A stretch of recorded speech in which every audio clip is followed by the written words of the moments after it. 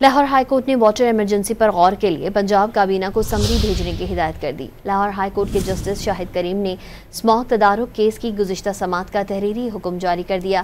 عدالتی حکم کے مطابق D G P D M A نے پانی کی سنگین صورتحال سے متعلق رپورٹ جمع کروائی۔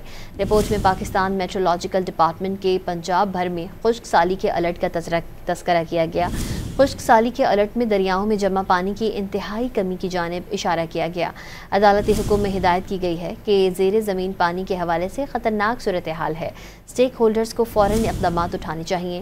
پی ڈی ایم میں پنجاب بھر میں واٹر ایمرجنسی ڈکلیئر کرنے کو یقینی بنائیں۔ رپورٹ میں پاکستان میٹرولوجیکل ڈپارٹمنٹ کے پنجاب بھر میں خشک سالی کے الرٹ کا تذکرہ کیا گیا۔ خشک سالی کے الرٹ میں دریاؤں میں جمع پانی کی انتہائی کمی کی جانب اشارہ کیا گیا۔ عدالتی حکم میں ہدایت کی گئی ہے کہ زیر زمین پانی کے حوالے سے خطرناک صورتحال ہے، اسٹیک ہولڈرز کو فوراً اقدامات اٹھانے چاہیے۔ پی ڈی ایم میں پنجاب بھر میں واٹر ایمرجنسی ڈکلیئر کرنے کو یقینی بنائیں۔